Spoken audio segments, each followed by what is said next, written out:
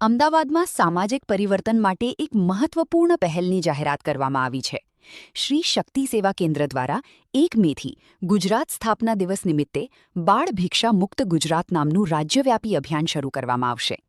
આ અભિયાનનો મુખ્ય ઉદ્દેશ્ય બાળકોને ભિક્ષાવૃત્તિમાંથી બહાર લાવી તેમને શિક્ષણ અને સન્માનજનક જીવન તરફ દોરી જવાનો છે. આ પહેલ અંતર્ગત ગુજરાતના 66 અગ્રણીઓ દ્વારા 20થી 30 સેકન્ડના વિડિયો મેસેજ સોશિયલ મીડિયા પર શેર કરવામાં આવશે, જે જનજાગૃતિ લાવવા માટે મહત્વપૂર્ણ સાબિત થશે.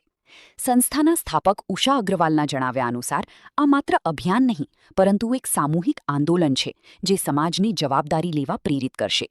શ્રી શક્તિ સેવા કેન્દ્ર વર્ષ 2011થી અંબાજીમાં કાર્યરત છે અને અત્યાર સુધીમાં 200થી વધુ બાળકોને આશ્રય, શિક્ષણ અને નવી દિશા આપી ચૂકી છે.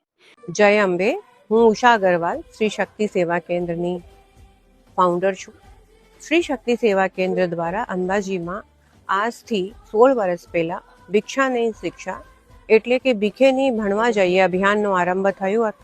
એ અભિયાનના અંતર્ગત આજ સુધીમાં 200થી વધારે બાળકો શિક્ષામાં જોડાયા છે અને ભિક્ષાવૃત્તિથી બહાર આવી ગયા છે.